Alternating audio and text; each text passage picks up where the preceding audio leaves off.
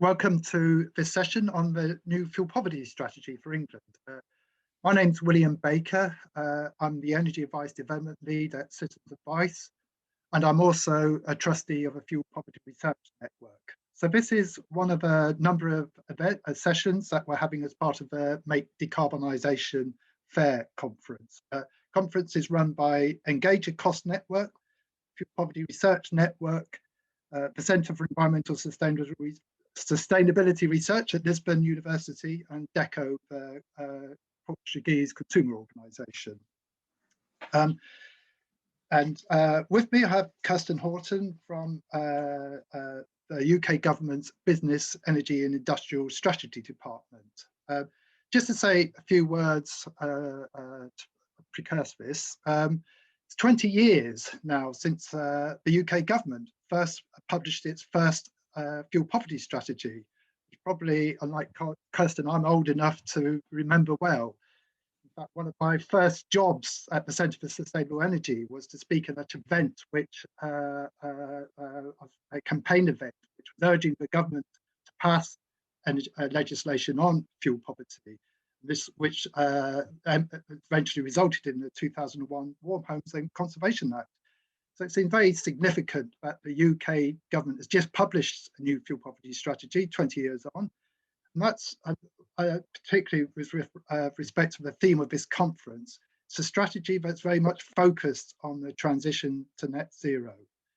Perhaps I should just also explain to participants who aren't from the UK that fuel poverty is what we call policy as a devolved responsibility, so that the Welsh, Scottish and Northern Ireland governments are responsible for fuel poverty policy in their countries, whilst it's the UK government's responsible for fuel poverty policy in England. If I pass you over to Kirsten and she should tell you more. Great. Thank you so much, William. That's really helpful. So as William said, I am from the Department for Business, Energy and Industrial Strategy, and I'm really happy to be here after just publishing a new fuel poverty strategy to talk through how we are looking at decarbonisation and making decarbonisation fair, especially for lower income and more vulnerable households. Next slide, please, Liz. So today I'm going to talk through a bit about what fuel poverty means here in England and how we measure it. Then I'm going to talk primarily about meeting the fuel poverty target and how do we do that together with decarbonisation and with the UK's net zero ambition. So I'm going to talk through both our energy efficiency measures and schemes that we're working on, as well as how we're approaching the decarbonisation of heat. We'll also be concerned about affordability for lower income households. And then we'll have some time at the end for Q&A. So feel free to share your questions in the chat and William will share those with me at the end. Next slide, please. So here in England, fuel poverty is defined in law as someone on a lower income living in a home which cannot be kept warm at a reasonable cost. This is from the legislation that William mentioned just now. It came into legislation about 20 years ago. And we have a particular way of measuring fuel poverty.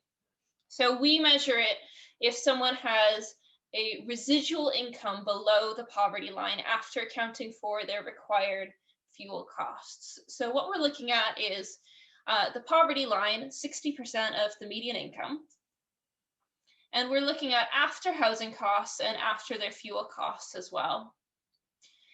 Can that household, is that household below the poverty line at that point? And we also look, in addition to being on a low income, we look, is that household living in an inefficient home? Is it that they can't afford their heat simply because their finances are really low and they're really struggling? Or is there something to do with the fabric of the house and their energy costs that are really making this a difficult challenge for them? So when those two things are together, that's what we're considering to be fuel poor, and that's what I'll be referring to in my presentation. As of 2018, 15% of households in England were estimated to be in fuel poverty, down from 22% in 2010. And that's based on, as we improve the energy efficiency of homes, we're seeing the rate of households in fuel poverty go down over time. Next slide, please, Liz. So we have a fuel poverty target that's based on energy efficiency. This was on the recommendation of Sir John Hills. Our target is to improve fuel poor homes to band C by 2030. And that is as far as is reasonably practicable. So there might be some households who refuse energy efficiency measures, or it's not practicable to improve their home. Maybe it would be extremely expensive, or maybe it's a historic building with qualities that would be ruined if we insulated it. But generally speaking, we're looking to improve homes to band C by 2030, and we have interim milestones of band D by 2025, and last year we had band E by 2020. So this is, again, this is what we see as the most sustainable way of improving the lives of people in fuel poverty and reducing those energy costs. Because out of all the different factors that can come into fuel poverty, there's the income factor, there's energy cost factor, but energy efficiency is the most kind of stable over the long term. If you've insulated someone's house really well, they're going to have lower energy costs for the long term. Next slide, please, Liz. So in addition to this fuel poverty target that we've been making progress towards over time and seeing those households in fuel poverty go from 22% of all households in England down to 15% of households, we also have this new challenge. In June 2019, Parliament passed legislation requiring the government to reduce the UK's net emissions of greenhouse gases by 100% relative to 1990 levels by 2050. So we want to reach net zero carbon emissions. That can be a bit of a challenge when we talk sometimes about the energy trilemma or things like that. It can be really difficult to have zero carbon or very low carbon plus with carbon capture energy for your home at the same time as making sure that it's really affordable and that everyone can pay for their heat, everyone can have a warm home. So how do we meet these two targets together? How do we make sure that we have sustainable, low energy costs, but also we are meeting this net zero target? Next slide, please. So the first and our main focus right now is on energy efficiency. Energy efficiency is absolutely a no regrets option. It's contributing to both the net zero and the fuel poverty target. So if you're insulating someone's home, you are reducing their energy costs, you're going to reduce those bills. But at the same time, you're also going to reduce the amount of carbon, most likely, depending, of course, on their fuel source. So this can be a really sustainable long-term approach to achieving both of these goals. When we're insulating properties, we are taking a worst first approach. We're focusing on the least efficient properties. So as I said before, we have an energy efficiency system here of rating properties from band A, which is the best, to band G, which is the worst. Band G properties can have absolutely massive energy bills, thousands of pounds each year to pay for your electricity and gas, or whatever fuel type you're using. So if we're focusing on those properties first, we're going to be giving the most bill savings to households who need them, as well as delivering the most carbon savings.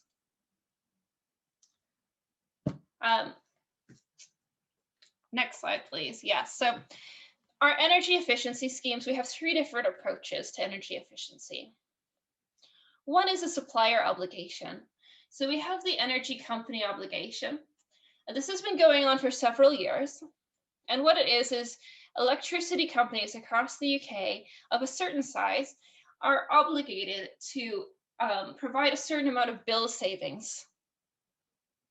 So right now, the approximate amount of investment going into homes from energy companies is £640 million per year. It's really substantial. And we find this to be quite a cost-effective approach. We see that energy companies will go and find the houses who can save the most bill savings from them insulating these measures. So it can be really helpful. We also have demand-led schemes. So for example, right now we have the Green Homes Grant vouchers. Households can apply for a voucher and If they are a lower income household on certain benefits, they can receive up to £10,000 towards energy efficiency or low carbon heat through this scheme. And then finally, we have some area-based schemes as well. So part of the energy company obligation can be area-based, but we also have schemes like the Green Homes Grant local authority delivery. So what that looks like is government providing grants to local authorities for them to then go out into the community and to work with households who do need the support and who have low levels of energy efficiency to upgrade those homes in their own community. And we're finding that the multiple routes worked really well. There are some households who are happy to come forward and say, yes, I need help with these demand-led schemes, and we're really excited about that. But there are also households who are more likely to access support if they're working with someone local who already has a relationship with them. And there are times as well where it can be more efficient to upgrade several houses in a local area, so that can work really well. Similarly, we've seen with the supplier obligations that some suppliers have done a really good job of finding innovative ways to target the households who need support to save on their bills and to find those households and bring bills down significantly. Next slide, please. During the 2020s, we have committed in the UK to no longer connecting new houses, or eventually throughout the 2020s, we're going to stop connecting new houses to the gas grid. That's going to start with new houses being built. They'll no longer be connected to the gas grid. And eventually that will include as well existing homes who are not on the gas grid currently. We will no longer be connecting them to the gas grid.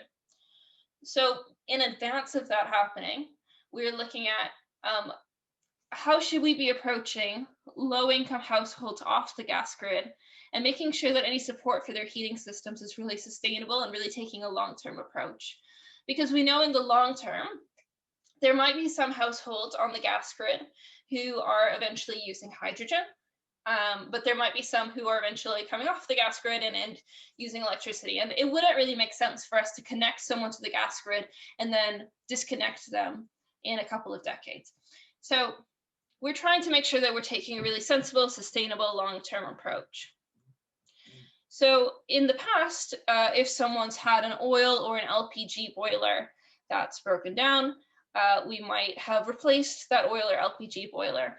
Going forward from 2022, we're not planning to do that anymore. Instead, we're planning to support some of these households to transition to lower carbon heating systems. So that could be biofuels, that could be a heat pump. There are several different options. It could even be electricity potentially. But we want to make sure that these households are able to benefit from transitioning to lower carbon fuels.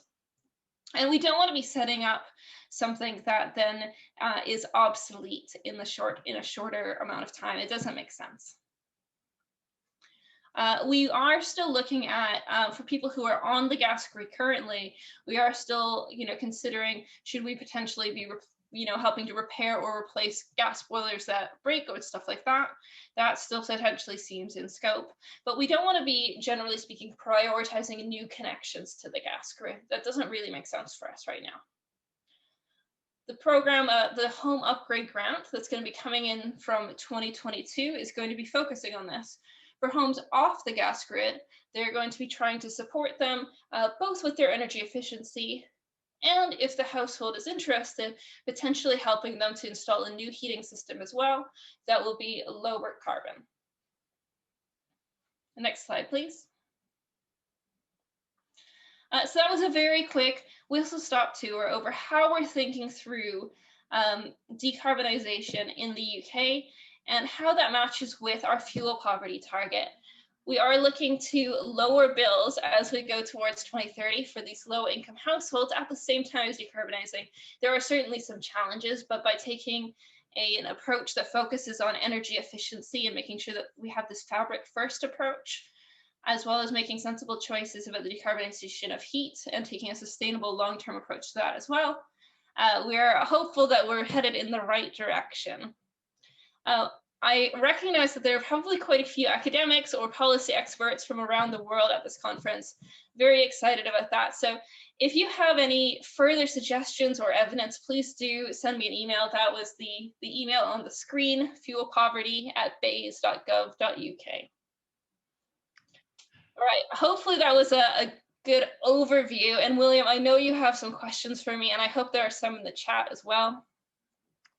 Thank you very much, Kirsten. Yes, really interesting. I mean, one of the things that struck me, one of the sentences in the strategy, was that you're very keen to make sure that the poorest are not left behind. In fact, that you see them as being some of the earliest beneficiaries of decarbonisation policies. But obviously, it's going to be huge change for a lot of people. You know, you refer to the initial focus of the low carbon heating measures on properties off a gas, fuel poor households living in properties off a gas network. But how do you envisage this transition happening for those currently with gas central heating, which is, after all, those outside the UK, that is the most common form of heating in this country? Yeah, absolutely. So I think it does make sense for us right now to start off focusing on households who are off the gas grid. That really seems like the best solution in terms of both carbon savings and starting that transition. But at some point, we will need to decide what to do for households on the gas grid. And that's not just for low income households, that's for all households on the gas grid. At some point, we're going to have to decide on, is hydrogen going to play a role? Is it going to be entirely electrification? And that's not a decision I can speak to yet. That's not a decision that's been fully made yet. But that is something we'll be looking at, and we will be supporting fuel poor households and low income households through that transition, absolutely. Something that might be relevant to some of you is our affordability unit in Bays will be publishing a call for evidence on the price of gas versus the price of electricity, and they'll be looking for evidence on this topic, including how it impacts lower income or more vulnerable households. So they would be very interested in your views on that. Yes, I seem to remember, you know, previous role as a member of the Fuel Poverty Advisory Group, we looked at the difference in policy costs between gas and electricity. And at the moment, they're much more focused on electricity rather than gas. Absolutely, yeah. So that's something the affordability unit's going to be looking at very carefully, and looking at how do we potentially rebalance those to make electricity more affordable for households as we make this transition. Yeah, yeah. You referred to, you know, we're going to see a much more electrification of heat, even if it's not entirely electric. But Richard Mellish, who I believe is a former colleague of yours at Bays, has raised concerns about the implications of this, particularly with respect to time of use tariffs, because I think the assumption is that because electrification means you've got much less opportunity to balance, you know, in contrast to gas, that time of use tariffs will play quite an important role in trying to achieve balancing between supply and demand and so on. But he thinks there are concerns about these tariffs for vulnerable households, and just wondered if you could say, and I guess this is where the forthcoming heat strategy can play is quite important. Is there anything you can say about how that might address some of these concerns, particularly with respect to fuel poor and vulnerable households? So yes, I did work with Richard before. He was my boss for a while. And yes, I agree with him that there's no silver bullet, that time of use tariffs are not going to solve everything. That said, I think they can be the right option for some households, including some lower income households. And I would never want to be in the position where I'm implying that fuel poor households couldn't benefit from them. There are some situations where they absolutely would. We do obviously want to make sure that households who might be more vulnerable are protected and they're able to engage in the market as as well as possible.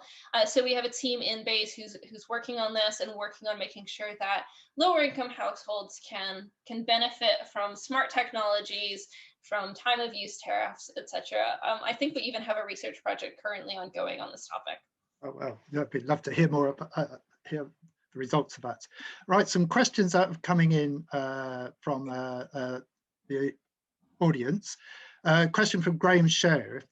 Could you say more about how policy will expand and strengthen the retrofit supply chain? I think this is probably quite a topical issue given some of the problems with greenhouse grants. Yeah, absolutely. So we have some funding in the mix right now for energy companies, I believe, on the supply chain. I have to admit, this is not exactly my area of expertise, but I know that it is absolutely essential, and we do want to make sure that we are supporting the supply chain. So I think there is some funding out there available. Additionally, we know that it's really important for the supply chain to have consistency and to have a long-term view of what's coming up, which is why we know we have announced that for the energy company obligation, there is going to be a spending envelope of £1 billion per year from 2022 through to 2026. So hopefully that announcement can give the confidence to the supply chain that there is going to be appetite here for energy efficiency. Right, thank you. So specifically on the energy company obligation, obviously this is a requirement, as I understand, within of the European Union. So we're not part of that now, but of course many countries in Europe will have similar supplier obligation programs. If you could have thoughts about how these sorts of energy efficiency programs can complement publicly funded energy efficiency programs, and if you have any thoughts on an appropriate balance of expenditure between supplier obligation programs and publicly funded programs. So obviously there's a balance to be struck. Energy company obligation or any supplier obligations generally can be very cost effective. So the Hills Review found that this was a really great option for funding energy efficiency. At the same time, obviously, we recognize that with those policy costs being passed through onto bills, we want to be careful not to put too much there and cause that to become a burden on households or something like that. So there is definitely a balance to be struck. We have seen as well here in the UK, supplier obligations have been quite flexible in a really positive way. So ECO has been used in conjunction with funding from the Welsh and Scottish governments, which we've been happy to see. And it's also been used alongside some of our regulations. So we have regulations in the private rented sector that the least efficient homes, band F or band G, their landlords need to put some funding into them. We have, with the energy company obligation, landlords then have the option to actually go beyond that. They might say, if I invest $3,500, it's actually not going to improve the energy efficiency very much compared to if I invested $6,000, but I don't have the money. The energy company obligation has been partnering with some of those landlords where the landlords will still put in the £3,500 that they need to, and the energy company obligation can provide the rest and help tenants to see those bill savings. So it has been quite a flexible approach and it has worked well for us, but obviously there are pros and cons that each country would need to weigh for itself. Yeah. And I think you referred to the principle of trying to tackle the worst first. And I think also to move to more whole house, because I think traditionally supplier obligations have tended to only install one measure per home. So how do you envisage trying to rejig the energy company obligation to achieve this? Well, I don't want to steal the energy company obligation team's thunder. I know they are planning to consult in the next few months. Right. However, I know that they are looking at more multiple measure approaches. So looking at, instead of just installing one measure and then potentially having the same or another company come back in a few years and install another, to try to install potentially 2 or 3 measures at the same time is something that it seems just to make sense. So it's definitely something we're looking at and something you can expect to see more of in the consultation. Great, thanks. So some questions coming in. What role will heat pumps and heat storage batteries play in fuel poverty and decarbonisation policies in the future? Yeah, so I definitely think there's a role for these technologies, especially for households who are currently off the gas grid. So for homes who are being heated through direct electric, these technologies can actually reduce their bills. And for homes who are currently using oil or LPG, these technologies can reduce their carbon emissions, make these homes more sustainable, and when combined with really good energy efficiency measures, can also help them to save money or come out a bit even, but with much more environmentally friendly homes. Well, it looks like we're going to have to wind up soon, and there's still questions coming in. There's a question about the situation of tenants who don't have the authority to improve their homes, but do have to pay the bills. How is their situation best addressed? Perhaps this is the social decarbonization. So for tenants in England and Wales, we have minimum energy efficiency standards for landlords. So currently a landlord of an F or G property needs to improve it or register an exemption. For households in band D or E, we have consulted on new standards that would require landlords to pay up to £10,000 towards improving the property, to a band C, or again, register an exemption. So that's what we're looking at. It's just finished consultation, and I know my colleagues are looking through several hundred responses, but hopefully we will see a result of that later this year. Yeah, I think that's going to be seen as playing quite a significant role in tackling, particularly the private rented sector. Question about those households in band C properties who still might be struggling to afford their bills. Any ideas of how many are affected, and what might be done for such households? So for households in band C, our position is that energy efficiency is probably not the right route at that point. What we want to do instead is to support them both to switch to the correct tariff, save money that way, give them good energy advice, but also if they're more vulnerable, perhaps they're an older household on a low income, we might want to support them with the warm home discount. So that's £140 directly off of their energy bills. Right, I think we're going to have to wind up. I think we could have probably had twice as long this session. That's been really helpful, really interesting, Kirsten. Thank you very much, and I hope you're able to take part in some of the other sessions taking place at the conference. Thank you so much, William. Thank you, and thank you for all the questions that come in. Bye.